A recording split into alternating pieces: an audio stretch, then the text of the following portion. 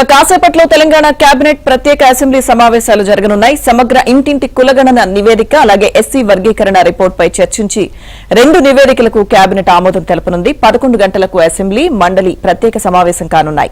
2 కీలక అంశాలపై అసెంబ్లీలో సీఎం రేవంత్ ప్రకటన, చర్చ జరగనుంది. సమగ్ర ఇంటింటి కులగణన, ఎస్సీ వర్గీకరణ రిపోర్టుపై ప్రకటన, లఘు చర్చ జరగనున్నాయి.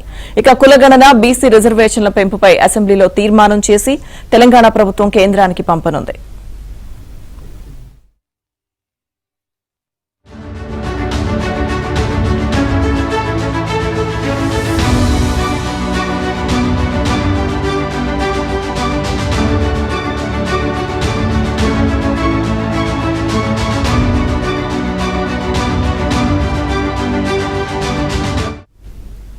కులగణన సర్వే నివేదికపై ప్రతిపక్షం, వివిధ సంఘాల నుంచి ఇప్పటికే భిన్నాభిప్రాయాలు వ్యక్తమవుతున్నాయి.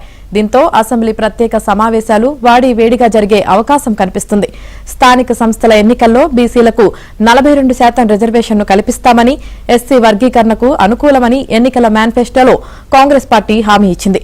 కులగణన సర్వే నివేదికతో పాటు బీసీ కోటా, ఎస్సీ వర్గీకరణ అంశాలు ఒకేసారి శాసనసభలో చర్చకు వస్తున్న నేపథ్యంలో అధికార, ప్రతిపక్షాలు అస్త్రశస్త్రాలతో సిద్దమవుతున్నాయి.